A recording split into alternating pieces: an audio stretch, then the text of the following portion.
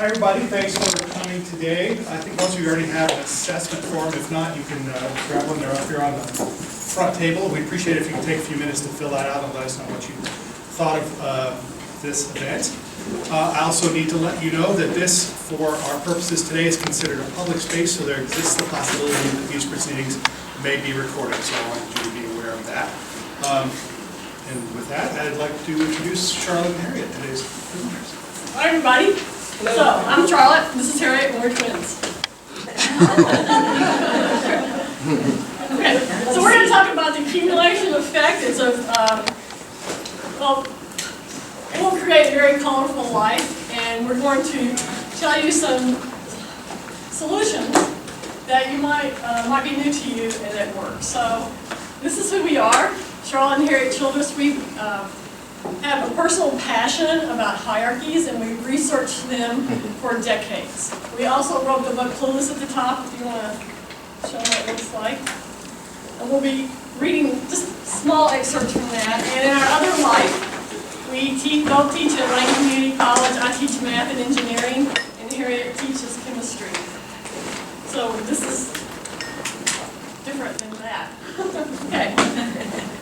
But in a lot of ways the same. So, we said on the way up here is that one reason why I think we chose those fields is because even at an early age, we knew about hierarchies, and we thought, well, if we go study math, then we know we'll have more job security. So anyway, so, about Whiteness History Month. Our perspective on this is a perspective of hierarchies, which we're going to talk about, and that whiteness places each of us, if it's white, on the top of the race hierarchy. And that has certain implications to us. But there's many hierarchies, and all hierarchies have common characteristics and influences on our culture. And the influences of whiteness on our culture have a lot of similarities as being heterosexual and other hierarchies. And these attitudes and behaviors that are inherent in all hierarchies provide us powerful tools to decrease the negative aspects of whiteness in our culture.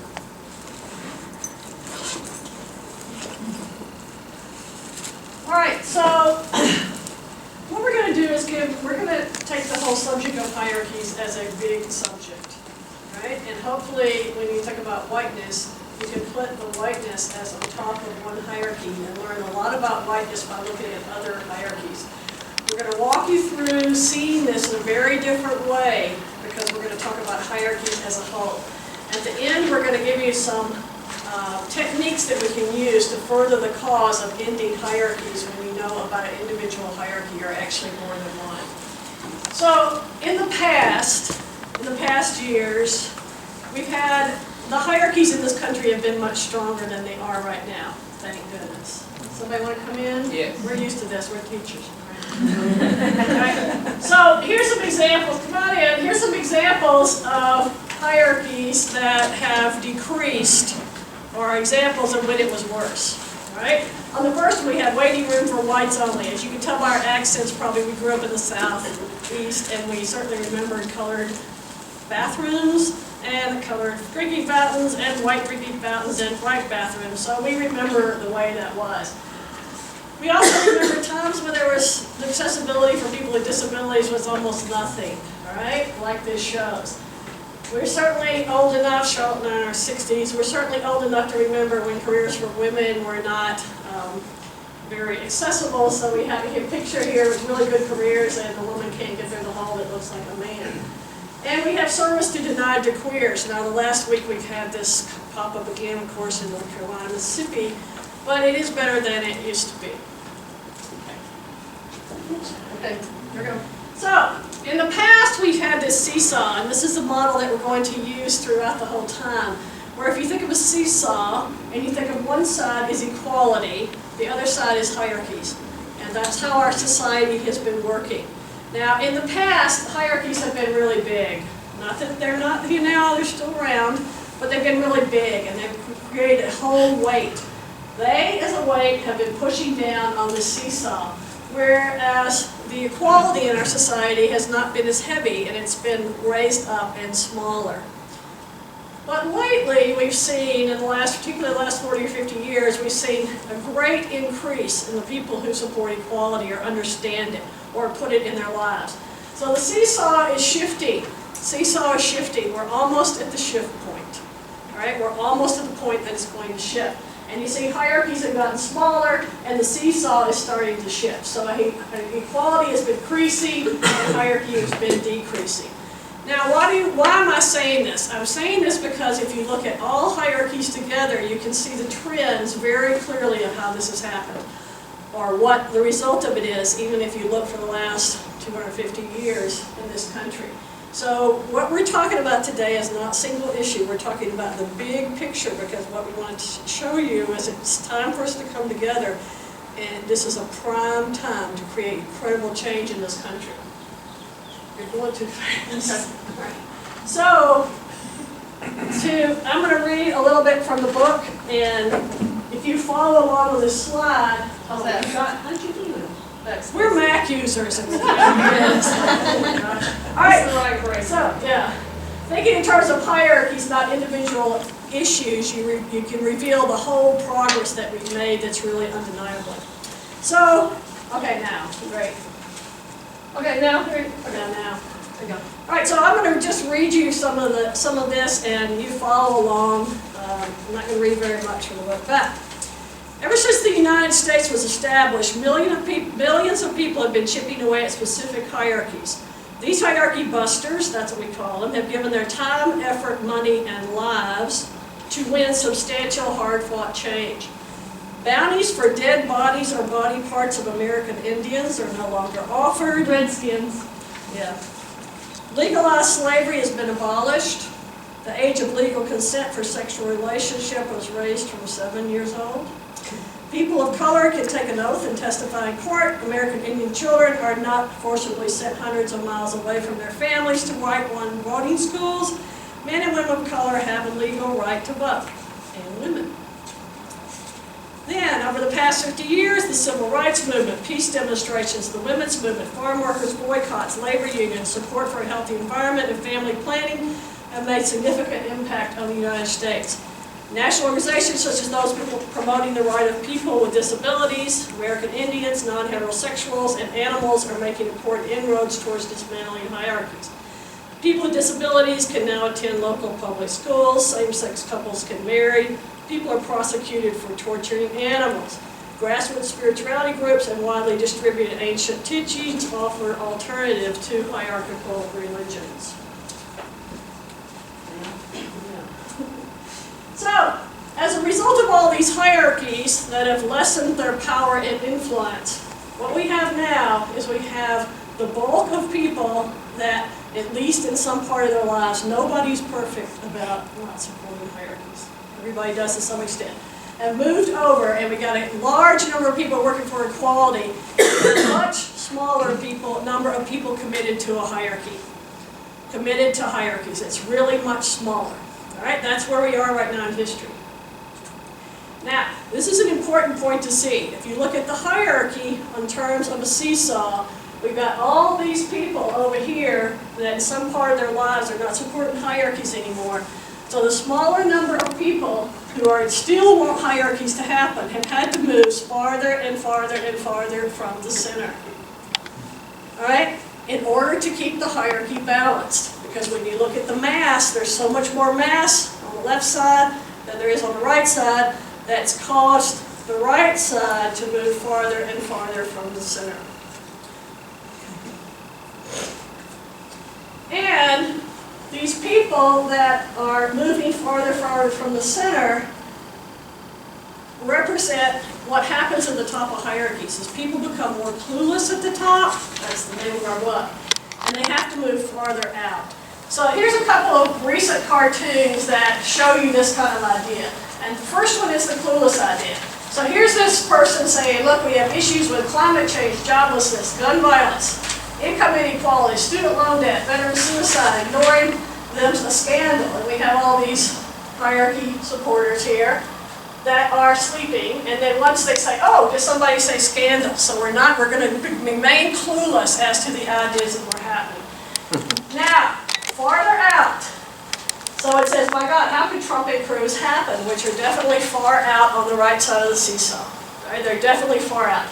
So we have Southern Strategy 1968, religious pandering, jingoism, rush, enabling, billionaire coddling on Wall Street, GOP establishment, members only, Fox News. So those are all representatives of having to be, of supporting the hierarchy and how it's had to get more extreme over the last few decades in order to balance the seesaw. So what's happened is out here on this seesaw that we see right now, where we are in history and why it's such a great point for being history if you support equality, is that the hierarchy conservators, and that's the people that we want to conserve hierarchies, are getting farther and farther out, and they're starting to splinter. Now, we're almost, this part of the hierarchy coming out is not infinite. It doesn't go forever and ever. We're almost to the finite point that it can't go much farther. So you see the splintering, and then, or they're going to fall off. The seesaw is not infinite. Okay. So we think that the hierarchy conservators have played a huge role in the change in society, in establishing equality and fairness in this country. So the hierarchy conservatives play a vital role in advancing the tide of progress because they showcase the problem of top of the hierarchy views in ways that are too obvious and offensive for the rest of us to overlook.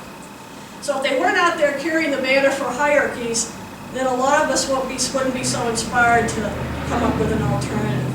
They promote outdated attitudes and behaviors that look ridiculous to those of us who are ready for equality. So this is an example of what's happening. This is the Week magazine, which is a weekly magazine that comes out that is a weekly news magazine. And this was on the cover probably 6 or 7 weeks ago. And in recent decades, since politically the Republican Party is the ones who have traditionally been the best at upholding hierarchies or the most committed to them, we see here that this is one of the indications that there's problems. All right, so this is Lincoln's party he started. So the death of the GOP, and I'm sure you've read a lot of that. And studying hierarchies, watching that process is extremely fascinating to us. Excuse me?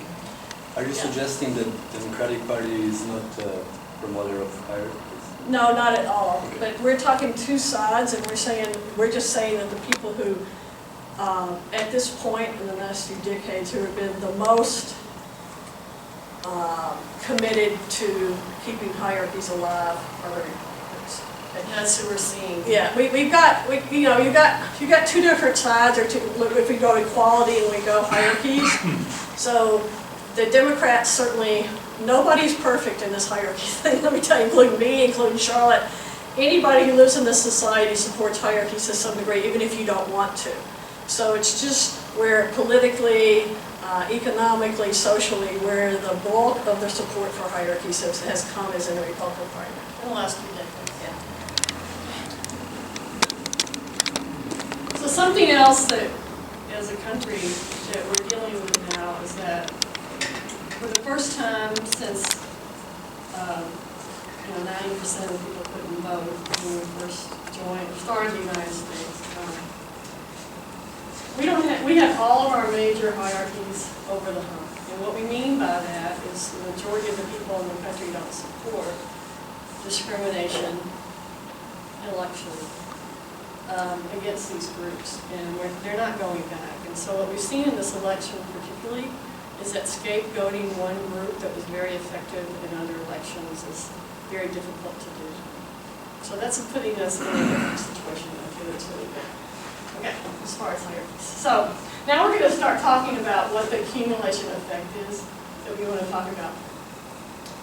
And it's similar to what Harriet was talking about, that if you look at all different hierarchies, you see a different perspective. And so if we put all the hierarchies together, then we shift to seesaw, but what's really important is that when all of the diverse groups of hierarchies act together, or we use common situations for several diverse groups, we can have really big impacts. So, this is the three things we're talking about. One is the trends, and we just discussed this. Now what we're going to talk about is how to use this common experiences and common language to weaken hierarchy conservators. So what we're suggesting is that to weaken people at the top, the negative influences of those people and systems, a very effective way to do that is to use multiple hierarchies and avoid a single issue. So I'm going to show you one example that we did that worked really effectively. Before I do that, I'm going to talk about why use multiple issues. So people at the top are exceptionally skilled. Now, so I was a white person, I'm culture of whiteness at the top. So I have been programmed since I was born to become exceptionally skilled at diffusing an issue of race that's not mine, or even not talking about whiteness, and discrediting people who are discussing a single issue. So what happens is that if you're on one single issue,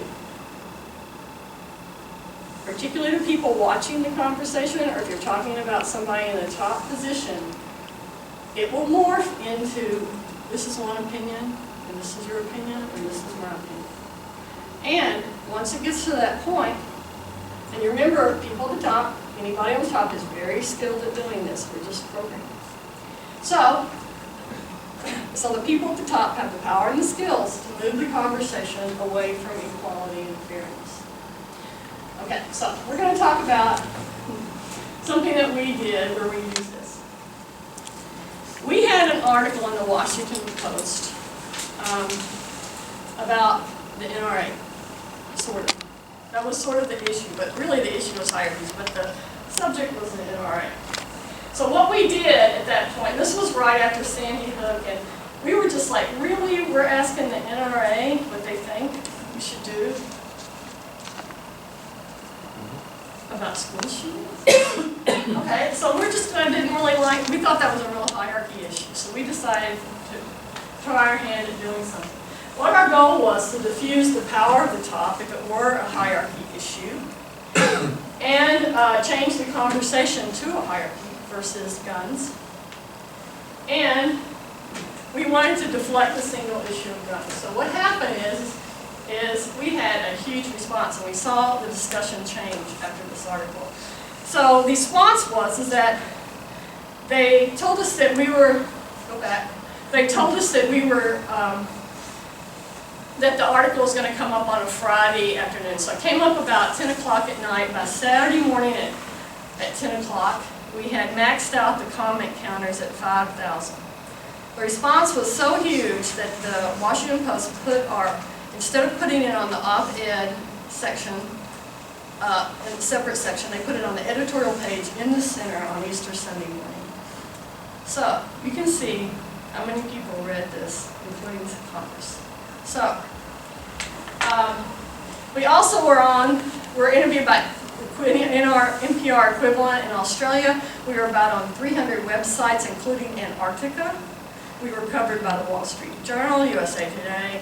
We were in the Week magazine, their top article for the whole week, listed and discussed. We were Rush Limbaugh's morning diatribe. We were on his website. It was exciting. Did I miss anything? No. Okay, so that was enough. So we really made an impact. And this is how we did this. And we are going, at the end of the talk, we have some copies of our article, and we're going to pass them out. It has our information on there. So you can look at specifically what we did. Now, what we were trying to do is by using multiple hierarchies, not one issue, because we know what happens when you do one issue. We showed that the NRA's authority was from their position at the top and not from their knowledge. Okay, so let me show you how we did this. And again, this was the name of the article. We didn't come up with it. We didn't come up with it. The editorial staff of the Washington Post did. We just opened it, Oh, really? Okay. So, this is what they said. So this is kind of like the whiteness conference. even white males. Okay. So, what we did was use 3 techniques that we come up with, but with different groups. So one of them, three things we know about hierarchies is, I'll start with the first one. So since it looks so natural seriously, for all these people that are already going to talk about guns, we said, okay, well, let's just role reverse this, and this was the first sentence. Imagine if African American men and boys were committing massive shootings, we wouldn't be asking their opinions. And so we had this scenario about, okay, would you go to the NAACP, and ask them their opinion? No, what you would do is you would be telling them to fix their communities. Okay? Now, the second thing we did is, at that time, which decreased sharply after that, so it's just a mental health issue. So what we said was, okay, so what we know about hierarchies is that the people at the top their opinions or what they want is assumed to include everybody. So, okay, fine. So, but what we said was women and girls, immigrants, Latinos with mental health issues are not killing groups of strangers. So why is it a mental health issue? Why are you focusing on that? Because only one group is doing it. Okay? Now, this was longer, a little bit longer explained. It's an op-ed, it's not that long. Okay. Now, then the third thing we did is we were saying that the NRA perspective comes from white males, but we're supposed to believe it represents everyone. So this is a little bit of hierarchy theory. So we went, well, similarly, white male American history is assumed to be inclusive of everyone. So we have to have a separate class for everybody else. This is going on in all people's response of the White History Month, Whiteness History Month, sorry. You're not supposed to call up the top because they're supposed to include everybody, after all. Okay. So, that's how we did it. There's some more stuff that you can read in the article. So you can see what we did. Instead of talking about guns, we talked about hierarchies, but you can't talk about hierarchies without bringing a lot of different groups in there, because it's too easy to diffuse. And so when we were interviewed on the NPR in Australia, and the interviews we had, a lot of times people would want to pull us in and talk about guns. I don't know very much about it. I have my own personal opinions, but we would just have to say, well, that's not our expertise. Let's go back to hierarchies, and it was really fun to do that. Okay, think through that. So, something we also did that was really great is this is a quote out of the article, and this is really important for this too. Same thing happened. So we said in the article, unlike other groups, white men are not used to being singled out. So we expect that many of them will protest it is unfair if we talk about them. And the reason why it was so good to say this, that this was what people came back on the comment section and said, they told you you would act like that. They know what you were going to do. And so we beat them to the punch kind of thing. And that's all from knowing hierarchy theory. And I just can't say enough about why study hierarchies. Is because you get away from the emotional thing of the personal where you are in one particular hierarchy, and you can just look at it and you can really, it's really fun to just move around. We have a good time with it, particularly dealing with the top. So, let me just say with that it has nothing to do with the fact that white males are white males. If Asian Americans were on top of our hierarchy, Asian American women were on top of our hierarchy, and we had a hierarchy, then Asian American women would be exhibiting some of the same characteristics. Has nothing to do with the fact that somebody's a man or the fact that they're white. It has to do with the hierarchy that puts them in that position that teaches them to act that way. Okay? Just like the NRA, that's why they can act like that, because they're on top of that. And they see life from the top. I'm not saying it's not their fault that they can't do something about it, but that's how we teach hierarchies in our country. So again, we're back to the 3 slides, and we told you the trends of changes that have happened in the last 250 years, so we can see hierarchies are dying. Charlotte talked about how you weaken hierarchy conservators is to take a lot of the techniques away that allows them to come at us in ways that have been effective in the past. And now we're going to talk about strengthening hierarchy busters, people who want to end hierarchies. So how do you use the techniques of hierarchy as a whole to change how we change what we do?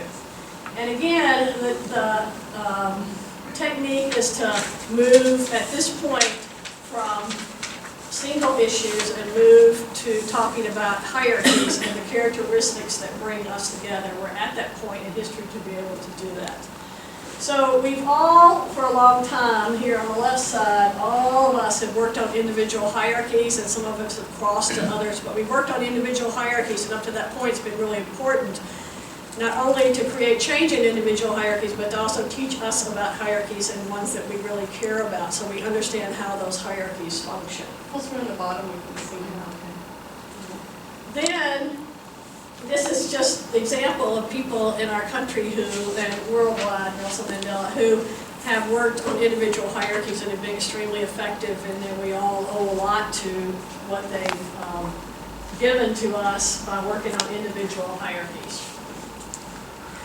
So, in the new focus, there's something that we feel is really important for all of us to understand, and this helps us to get out of single issues and goes into multiple issues.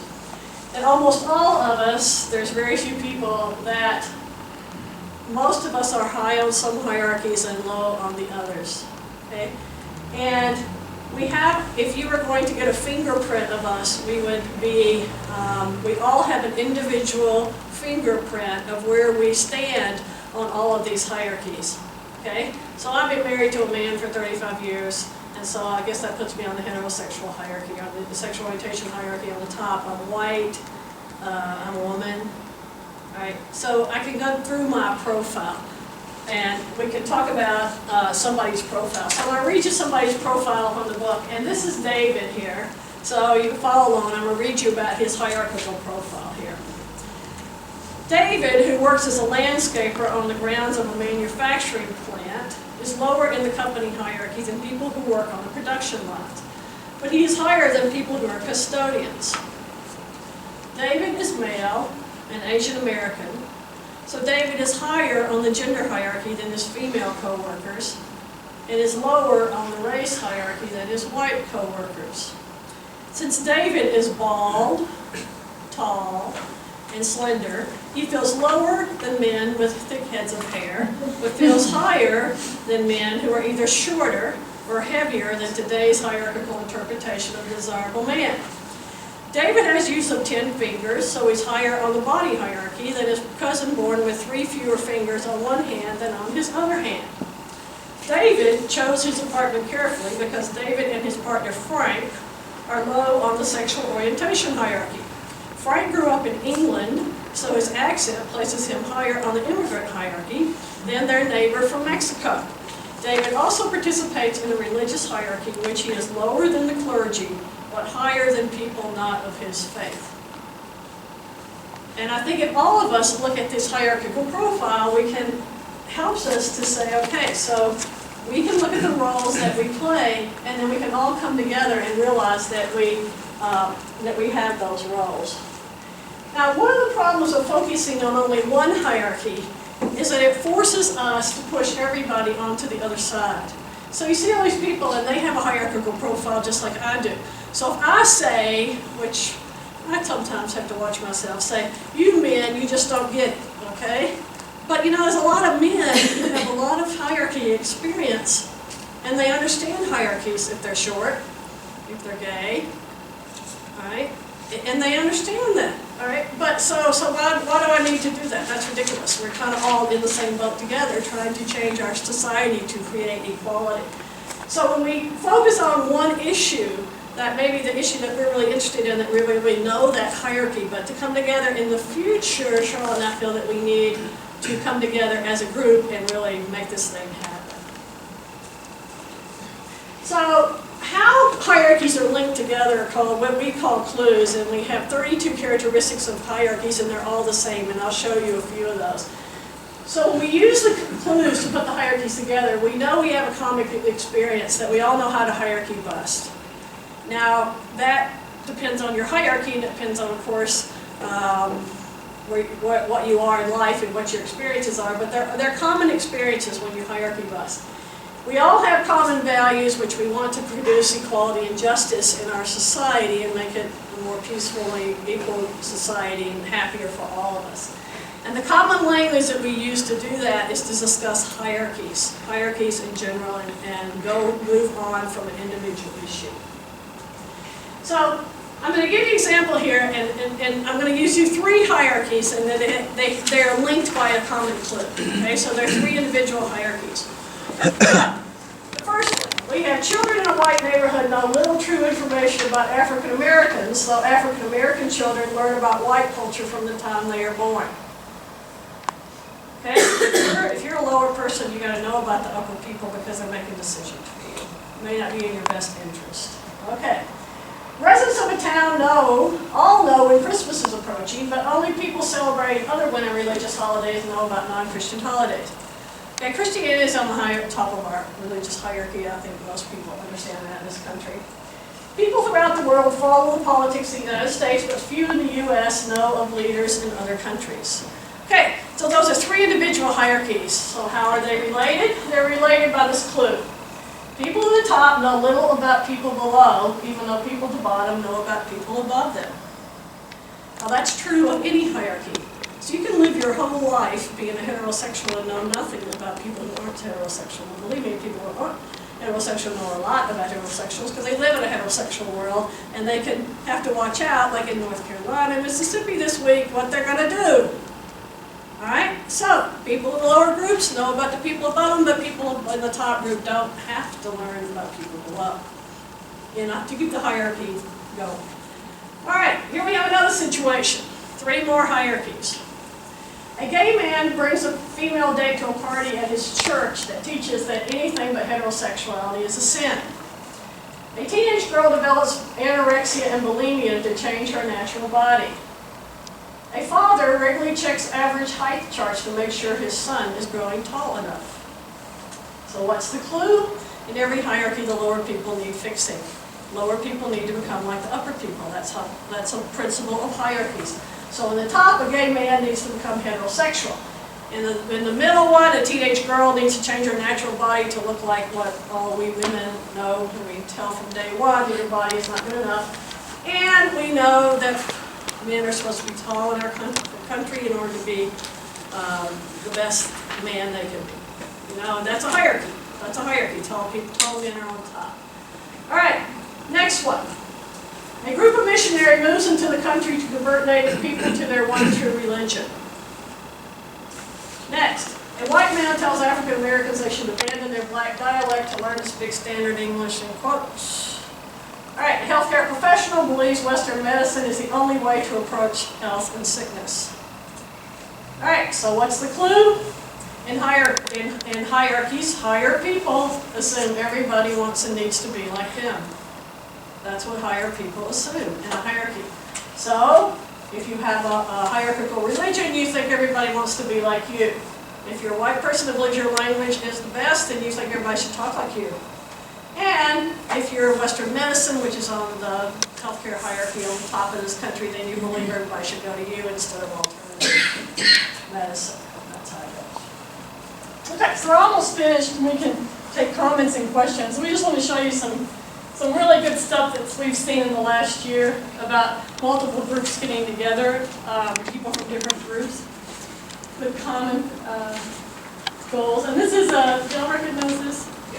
This is a really good video of a woman bringing down the Confederate flag. And what you see here is you've got a white man and a black woman, and this would be a totally different scenario if both of them were African American.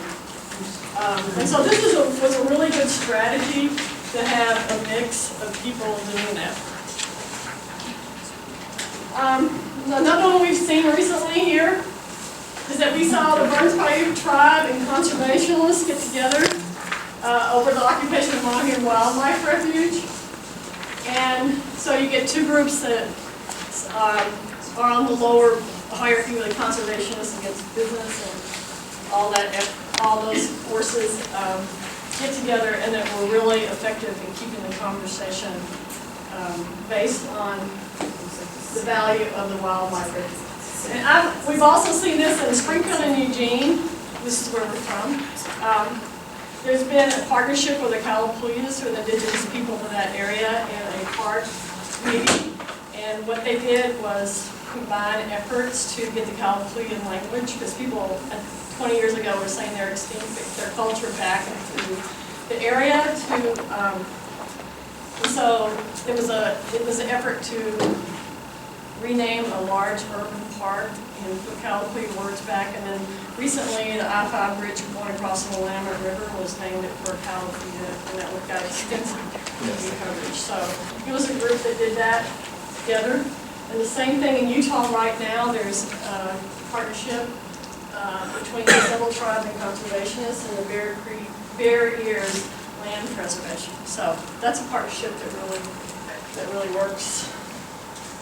And this was a really good quote because Sally Fields, she's won 2 Oscars in her life, and saw this in Time magazine. And I think this kind of sums it up. This is talking about the diversity in the Canada. So she's saying this wave is bigger.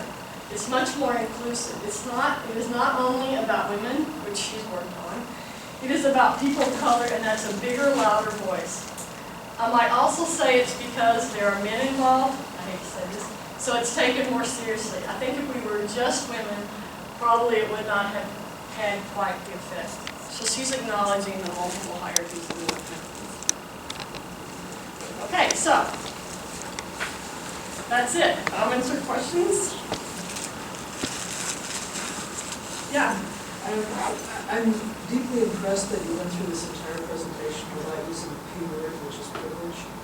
And the reason I'm bringing this up is because I've noticed over time how the right wing especially takes any vocabulary we use to discuss our lives and circumstances and progressively smears and dirties it so you can't even use it anymore. Yeah, they're very good at it. And the concept of privilege, which I'm pretty much equating with your hierarchy here, is certainly involved, is one of those words you can't even hardly utter it now without having 5,000 people jump on your feet first. Politically correct. So I'm wondering how long it's going to take before hierarchy gets the same treatment.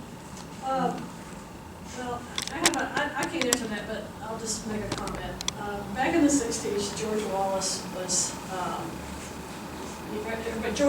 the governor of Alabama, and he was one of the big leaders against the civil rights movement. For all of you that weren't around like we were. Anyway, George Wallace, before he died, he was shot and he became a wheelchair rider. And before he died, there was a 50th anniversary, I think, or 40th anniversary or something of the crossing of the bridge in Selma, and he actually went right in his wheelchair and got up and said he was wrong. Now, I think answering that question, that if George Wallace can change, other people can change. But if the civil rights movement had waited around for George Wallace to change, it would have been wasting time. So I think that to increase the side of the seesaw and come together and say, okay, we're going to work for this. We can't change the people who are dragging behind. We can stay in a parade going forward and hope that they will join us at one point like George Wallace did. But we can't. I don't know if I'm answering your question, but I don't know when that's going to happen. I just know the progress is happening. Just keep using what vocabulary you get your Well, we don't use the word privilege, I have to say, very much. And I think it has to do with that we're seeing like a really large, big picture model. And so privilege is often used in one hierarchy. And that kind of one-ism at one time, and that's where we've used it. Not that I'm against it, because I do use it in conversation, but it is, I think we want to. I really think we need to, a new language, and we're hoping that using not necessarily the word hierarchy, but just our common experiences in another way, then we can get around. I really like the framework too. I was thinking, a lot of times when people are talking about hierarchies, they talk about equality versus equity, and I know earlier you mentioned equality and fairness, so I'd be interested in your thoughts in explaining the difference in similarity between equality and equity. Oh, you follow everybody. Oh, you have it? Because a lot of times people consider equality equal. equity, fairness, so equal versus fair. An I guess example would I don't- be ADA, I'd those say type of things. equality in opportunity. I wouldn't, or, equality and opportunity. Everybody has a different choice of what they consider to be good for them. So I wouldn't say it would necessarily be equal, but I would just say an opportunity and lack of hierarchy, and so you're not putting somebody in a category, so we just really. I don't know that I think about it in that way. I think about it as, I look at things that happen, I'm dealing like with one issue, and I look at the politics of it, and I go, okay, I can tell if there's a hierarchy here, here, and here. And I don't look at if is it equal or not, I look for these attitudes and behaviors. And if I see certain attitudes, like I'm judging these people, I'm not really talking to these people, and one thing, if I'm in a position to make some kind of decision, it's gonna make everybody else have to pick up behind me, that's higher. So I tend to look at this as, what's really happening in the dynamics of this, and I don't necessarily look at equality, because the dynamics will tell you, not only will the dynamics tell you if it's a hierarchy, it will tell you what to do with it, and not, okay, I mean, it's just a totally different way of looking at it, because it is not so much blame, it's just a dynamic. It's just what happens, okay? I'm watching this happen, this has happened, this person's positioning here. It's a hierarchy, and I can deal with that. I can deal with that behavior. And sometimes if I can't really deal with it, I can do inroads around the top, which is usually fun. It's amazing what you do. Do you want to ask your question and there was a way? Well, I'm just thinking, I know what some people are gonna say. They're gonna say hierarchies are fair and just in some situations, because there's like a common, I guess, rebuttal to the idea. And I'm not saying that that's how I feel, but I know what some people will say. They'll say, for instance, the example of a workplace. This is like a classic one in sociology, where it's, the custodian would be considered lower in the hierarchy, whereas the CEO would be considered higher in the hierarchy. And they would say, well, that's fair. It should be. Well, we address this in our book, that we're not talking about, again, hierarchies. We're not talking about structure. We're talking about the attitudes and behaviors, and we have 32 specific things that you can see that create the inequality and the fairness. So I'm not even talking about a structure, about who's where on an organizational chart. I'm talking about what these hierarchies look like and what you will see people acting. If you're on the top, it's the whole whiteness thing, okay? You have been programmed to do top of the higher behaviors. This is what they are. You're going to, you're going to have these noble causes to justify being on the top. Okay, I can depend on that. When you do that, I can depend on that. Another thing about if you're on the top, and this is whiteness, is that if somebody from the bottom gives you a little nudge, it feels like a steamroller. It's going to feel like so heavy. Another thing is that if you're on the top, whiteness, any other hierarchy, is that the most important thing that you're going to be trained to do is maintain your hierarchy. And you can see it over and over, and this is how you will maintain it. So how you will maintain it is that the system keeps the problems from being solved if they will weaken the hierarchy. So no matter what you do, if you see something happening and the problem's not being solved, then the hierarchy doesn't want to solve the problem. So it's not, I understand your question that some people, like if you go on the Google images and you see hierarchy, and you put in hierarchy, you'll get all these structures, or Including our stuff. you'll get structures that happen in companies, or IT kind of hierarchies. I don't know what they are, but that's not what we're talking about here. We're not talking about how this reports to this reports to this in a reporting chain. We're talking about what has traditionally been called the isms, where you get, two people that could be equal, but the system makes them not equal. And how that plays out. You said you made this image of us all being in the same boat, and I'd like to build on that idea to say that I think maybe we're all in the same ocean, but there's a lot of different boats, and like some of those boats are a lot nicer than other ones, some of those boats are getting shot at, and I want to know if you can talk more about like what happens in that in-between part, because I feel like there's a kind of a big hazy part in the middle of like, here's where it's bad, and then here's like the people coming together to do something about it. And like the examples you showed at the end, can you talk more about how you get from there? like how those boats Well, like if you talk to each find other? in your hierarchy, you find at there's a certain part. Oh, and can you talk about it more specifically in terms of whiteness? Like, Okay, so I can talk about how these groups get together, like how to get over those, Bring them together. bring the groups together. So as a woman, what's something that you feel? I didn't identify as a woman. Okay, you don't. Okay, so what if you identify? Do you identify as white? Yes.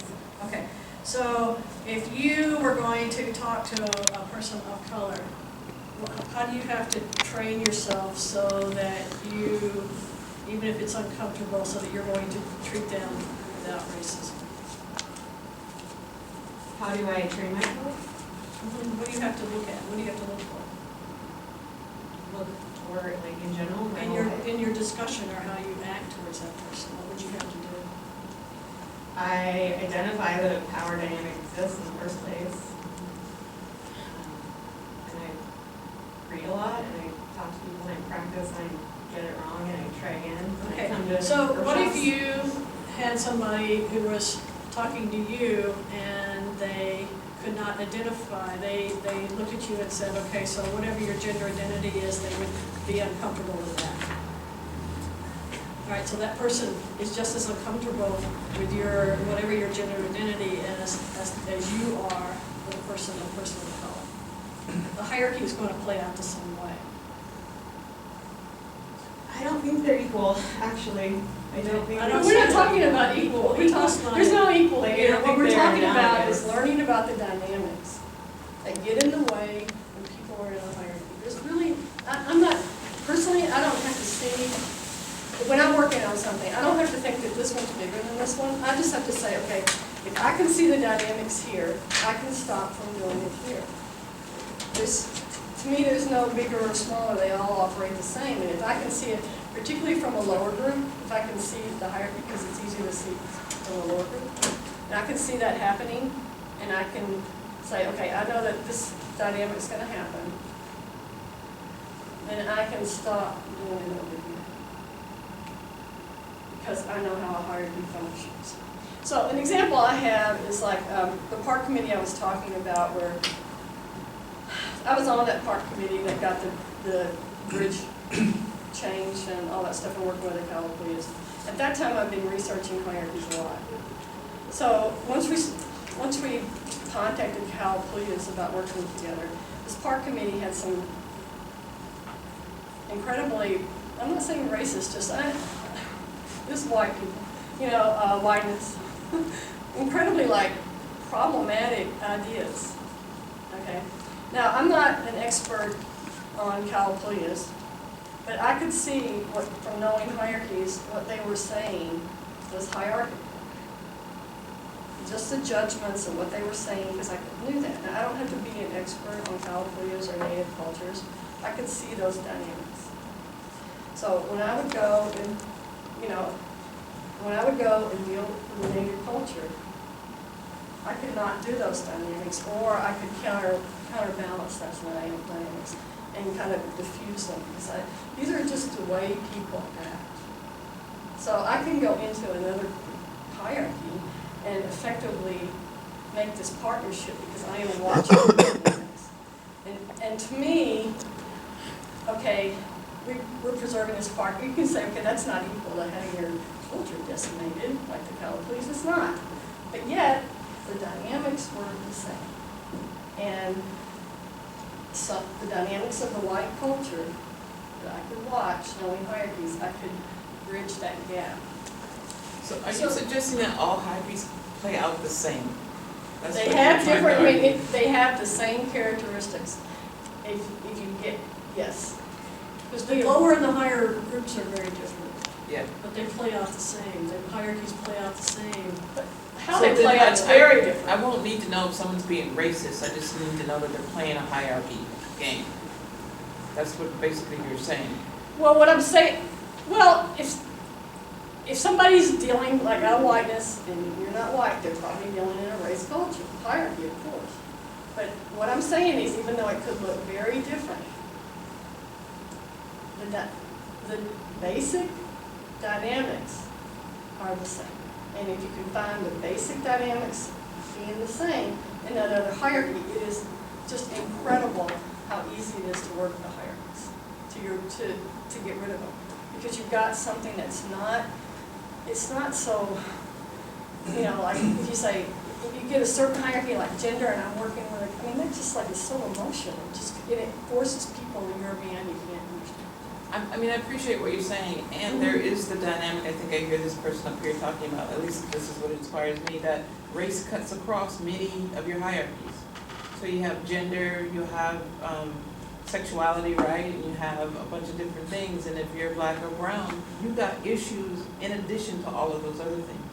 But what hierarchy what am I doing? How do I, in your model, how do I negotiate that? What am I negotiating? What am I understanding? I think what you're understanding is what we found that people that have read our book and understood what it is, it's liberating. Because you understand the situations you're in. One is not your doing. It's kind of like science. It's a system that tells people to act a certain way. And it's not you that is causing it, whether you're on the top of the hierarchy or lower on the hierarchy. So it like frees your mind, it frees your exposure to take the emotionalism out of it. Once you do that, then your ability to negotiate the whole system is really different.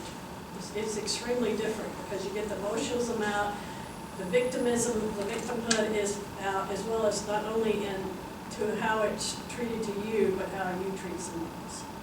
Right, and then it's a cause of celebration. When you look at hierarchies in general, it's what we try to show you that we're very much on the brink of tipping the seesaw. And if you look at individual hierarchy, it's really hard to see that. For me, the idea of becoming comfortable and being uncomfortable. If I'm in the top group, it's kind of uncomfortable, if I know what I'm doing. You know, if I know, what am I going to say, like you're saying.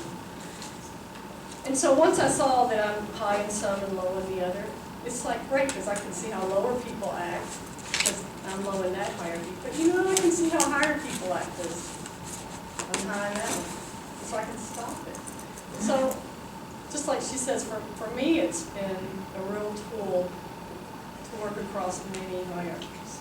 Which the more diverse your life is, the much more rich and enjoyable and fun it is when you feel comfortable to explore things that, you know, hierarchies will tell you to stay out of. Great. Sounds like the spirituality of oppression. Well, that's getting out of the religious hierarchy. But it is. It's just, you're exactly right. It's this. And this becomes, I don't have to live by these ideas. And I can see the ideas that have kept me down and thinking this all the way along. And if I just see it's a system, it's extremely liberating.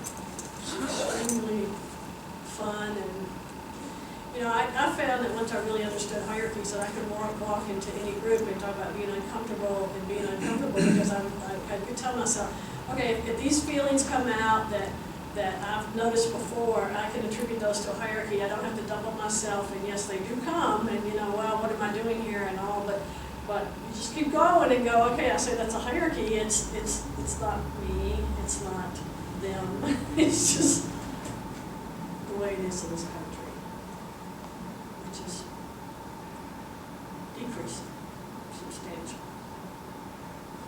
Can you give us just an example of, you know, the thing you were talking about the park and working with that? What was the specific strategy that you use? I'm kind of concrete.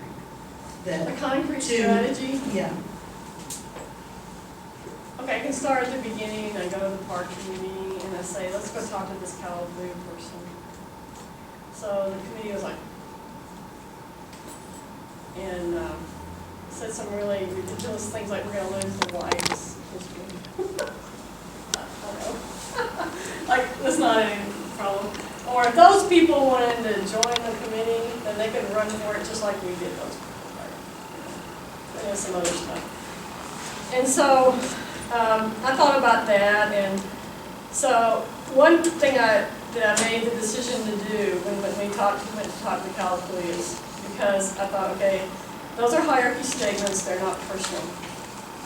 So what I need to do when I go talk to them, I need to tell them what happened. And because they will have heard all this a zillion times before, so it's not going to shock them, but what I need to know, for them to know, is at least they're talking to somebody with some little bit of a clue that there's a hierarchy here, and I didn't use those terms, but that I got to say that I noticed there's a problem with that. And the person that I was with was like, well, you would tell them that? I'm going, I'm just telling them that because they've seen it before. So I didn't, it enabled me not to get into the, the white Indian thing and get all nervous even though I'm white. Because I could see it was just a dynamic and tell them about it. So once we started that, and then 15 years later, when we were working with ODOT and it's really hot and heavy and about building the bridge, I found myself getting in being or working with the cities before that. I would end up, because also knowing hierarchies, I was determined that the Calipleus did not have to shoulder the burden of the racism that we were encountering. Because what I knew from hierarchies is the lower groups always have to deal with the top groups.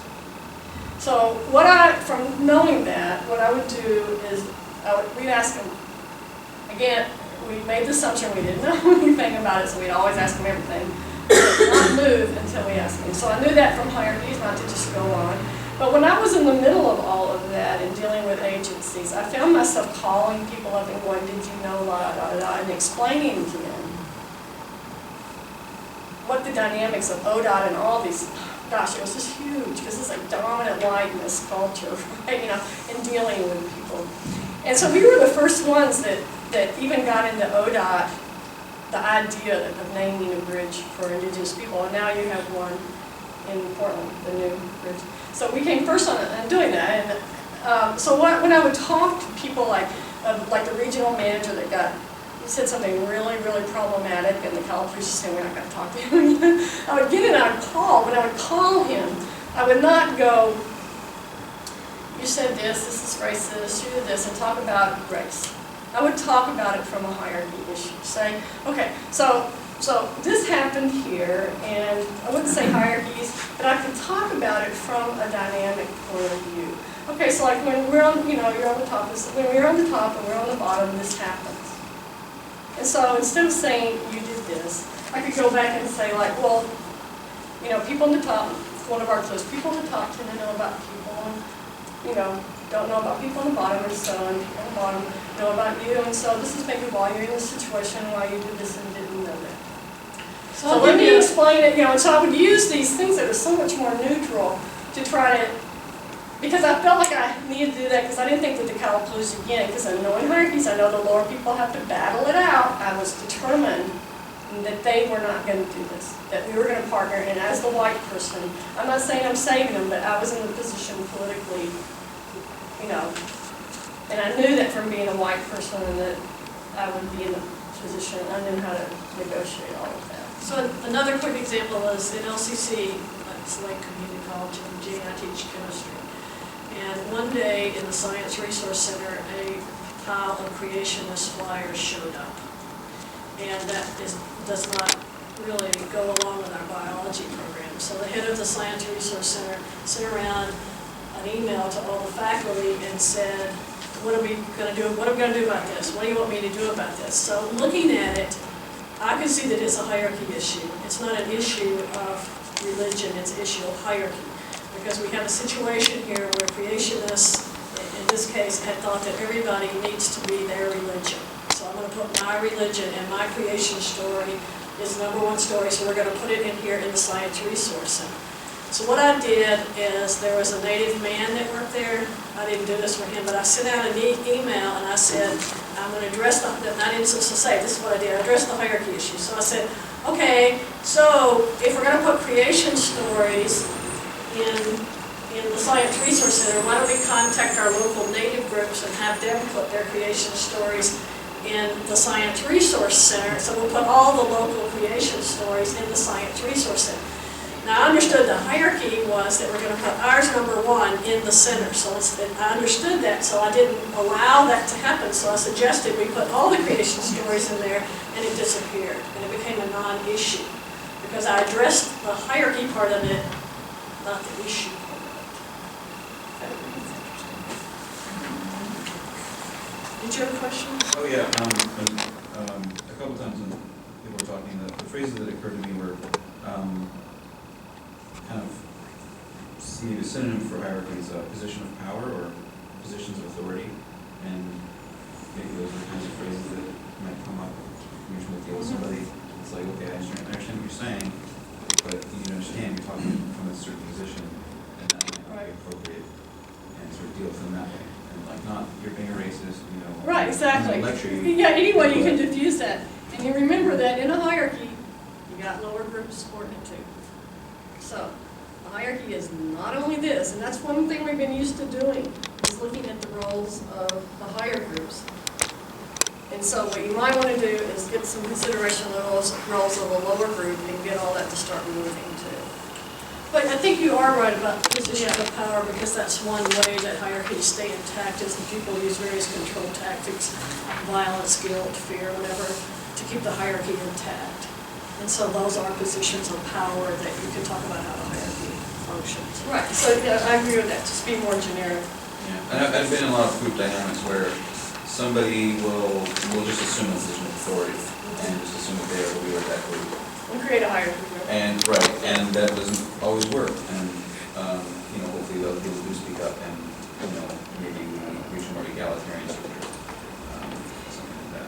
Right, and so, and the advantage of learning the clues and how a hierarchy operates, so instead of, I mean, you can say, yes, if you wanted to stop it, you could say, yes, I am, you're exhibiting it, you're taking too much authority, but, or you could say, I'm watching this dynamic, you know, and do you think that person needs fixing, or more of the research? And you just go, I'm seeing this that tells me that you're in a hierarchy, that you're creating a hierarchy. And you can tell them why you think so, instead of you're just arguing. Because you have the specifics that show why there's a hierarchy being created. And that's really useful. I think we're out of time here. So, also, we brought 4 of our copies of our books, so you don't want to haul them home. So, we're not trying to anybody's. So, thank you very much for your questions and your attention, and you have our information if you ever want to contact us. Thank you. Thank you.